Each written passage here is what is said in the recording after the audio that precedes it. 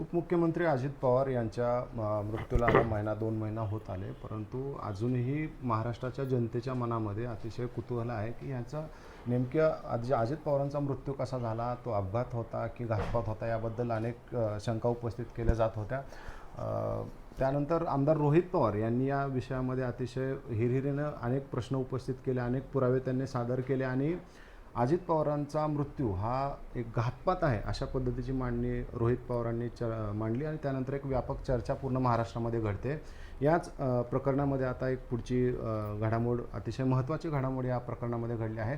कर्नाटकमध्ये बेंगळूरमध्ये आता या सगळ्या प्रकरणाबद्दल एक 0 FIR दाखल झालेली आहे.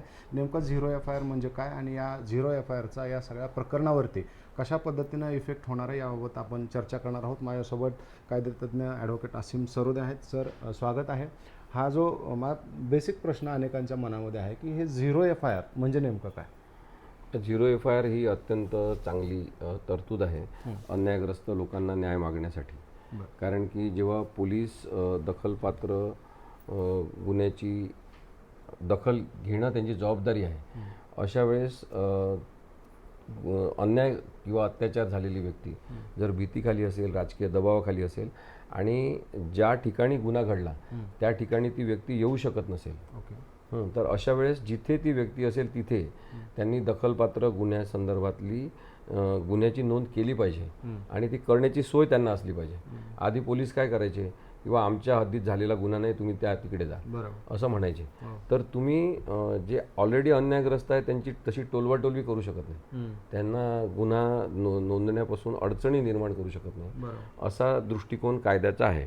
आणि याचं बॅकग्राऊंड असं आहे की निर्भया प्रकरण जे झालं, ज्याच्यामध्ये अत्यंत अमानुष बलात्कार झाला होता दिल्लीमध्ये, त्या प्रकरणामध्ये जस्टिस JS वर्मा कमिटी बसवली होती मनमोहन सिंग यांनी पंतप्रधान असताना, आणि तेव्हा 0 FIRची संकल्पना पुढे आली आणि त्यांनी सूचना केली होती की 0 FIR अशी एक संकल्पना आपण अस्तित्वात आणली पाहिजे. आणि तेव्हा गृहमंत्री सुशील कुमार शिंदे होते भारताचे.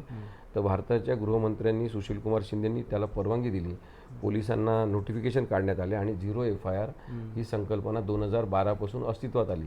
आता हीच संकल्पना BNS 2013 हा जो नवीन कायदा झाला किंवा जुन्याच कायद्याला नवीन स्वरूप देण्यात आलं, त्याच्यामध्ये सेक्शन 173 मध्ये 0 FIRची संकल्पना आहे. मग 0 FIR म्हणजे काय की FIR नंबर जिथे लिहिलेला असतो तिथे कोणताही नंबर न लिहिता ती मूळ ज्या ठिकाणी घटना झालेली आहे त्या पोलीस स्टेशन, बारामतीला ती कर्नाटक पोलीस आता FIR तो पाठवतील आणि इथे त्यांचा जो FIR नंबर सुरू असेल रोलिंगमध्ये, तो नंबर तिथे देऊन त्याला FIRचा नंबर पडेल. तोपर्यंत तो 0 FIR म्हणून कन्सिडर केला जाईल.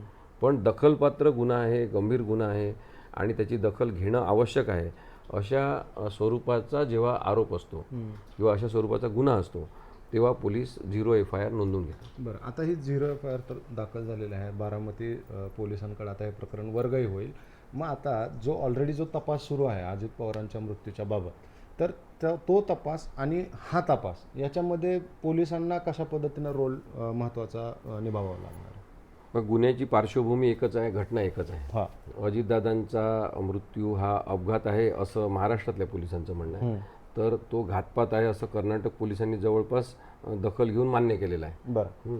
आणि रोहित पवार हे सातत्याने जे काही प्रेझेंटेशन्स करत आहेत, कागदपत्र दाखवत आहेत, प्रेस कॉन्फरन्समधून जाहीरपणे सांगत आहेत की हा घातपातच आहे आणि याच्या मागे राजकीय कारणं आहेत, तर त्याची दखल महाराष्ट्र पोलिसांनी घेतली नाही.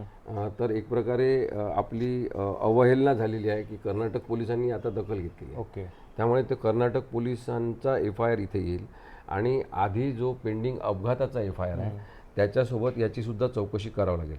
मग आता FIRची चौकशी करतात म्हणजे काय करतात की त्याच्यामध्ये जी तक्रारीची पार्श्वभूमी दिलेली आहे, बॅकग्राऊंड दिलेला आहे की या कारणांमुळे आम्हाला असं वाटते की असा गुन्हा झालेला आहे, त्याचे प्रायमा फेसी प्रथमदर्शनी हे सगळे कारणं आहेत आणि हे पुरावे आहेत, तर त्या घटना आणि परिस्थितीचा विचार आता चौकशी करताना करावा लागेल. आणि त्यामुळे चौकशी आता होईल तेव्हा अपघाताच्या संदर्भात घातपातच झालेला आहे, राजकीय काही कारणं आहेत का, आणि राजकीय कारण असेल त्याच्यामागे कोण आहेत, अशी चौकशी आता पोलिसांना करावी लागेल. सर आता जसं तुम्ही सांगितलं तसं की अपघाताच्या दृष्टीनं किंवा ॲक्च्युली ह्या प्रकरणाचा तपास सुरूच आहे, मात्र रोहित पवारांच्या माध्यमातून हे अशा पद्धतीनं सगळीकडे जाऊन प्रेझेंटेशन केले गेलेले आहेत आणि तपास तर ऑलरेडी एका बाजूनं पोलिसांचा सुरूच आहे. मग आता अशा पद्धतीनं कर्नाटकमधून जर अशा पद्धतीनं गुन्हा दाखल झाला तर म्हणजे इथल्या पोलिसांसाठी पण ते किती मानहानीकारक आहे. कारण रोहित पवारांनी मुंबईमध्ये पण गुन्हा दाखल करण्याचा प्रयत्न केला होता, बारामती पोलीस स्टेशनमध्ये पण त्यांनी या संदर्भातला प्रयत्न केला होता, परंतु महाराष्ट्रात दखल घेतली गेली नाही. आता कर्नाटक पोलिसांनी याची गंभीर दखल घेतली आणि 0 FIR दाखल करून घेतला. याचा एक थेट संदेश हा गेलेला आहे सगळीकडे की महाराष्ट्रामध्ये मुद्दाम FIR दाखल होऊ दिला नाही, हा एक अर्थ निघालेला आहे. त्यामुळे मग मानहानी महाराष्ट्र पोलिसांची झालेली आहे. मग महाराष्ट्र पोलीस कोणाच्या अधिपत्याखाली काम करतात त्यांची ती मानहानी आहे. आणि त्या दृष्टीने कर्नाटकाने घेतलेली ही भूमिका कर्नाटक सरकारने आणि पोलिसांनी ती फार महत्त्वाची आहे की अजित दादांच्या मृत्यूबद्दल रोहित पवार जे सांगत आहेत त्याच्यामध्ये प्रथमदर्शनी वस्तुस्थिती बरोबर आहे आणि सत्य आहे, त्यांची शंका दखल घेण्यासारखी आहे, असं एक प्रकारे कर्नाटक पोलिसांनी मान्य करून तो FIR नोंदवून घेतलेला आहे. आणि त्यामुळे आता त्या अनुषंगाने चौकशी इथे होईल. त्याच्यामध्ये एक प्रोव्हिजन त्या 173 BNS मध्ये आहे की 14 दिवसात प्रिलिमिनरी इन्क्वायरी सुरू झाली पाहिजे. आणि कर्नाटक पोलिसांनी तसं म्हटलं आहे की आम्ही प्रिलिमिनरी इन्क्वायरी केली म्हणून.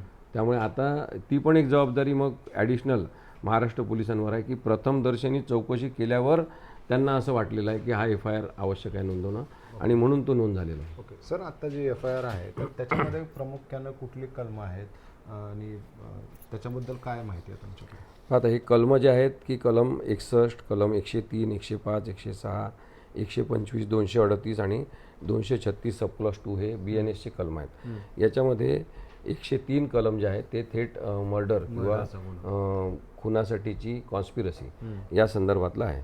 आणि मग जास्तीत जास्त जन्मठेप ची शिक्षा अशा प्रकारे आपल्याला दिसते. तर गुन्हेगारी षडयंत्र करण्यासाठी म्हणून हे सगळे कलमं एकत्रित आपण पाहिले तर महत्त्वाचे आहेत आणि गंभीर स्वरूपाचे आहेत. जी दखल कोणीच घेतली नाही ती कर्नाटक सरकारने घेतलेली आहे, तरी कर्नाटक पोलिसांनी घेतली आहे एक प्रकारे.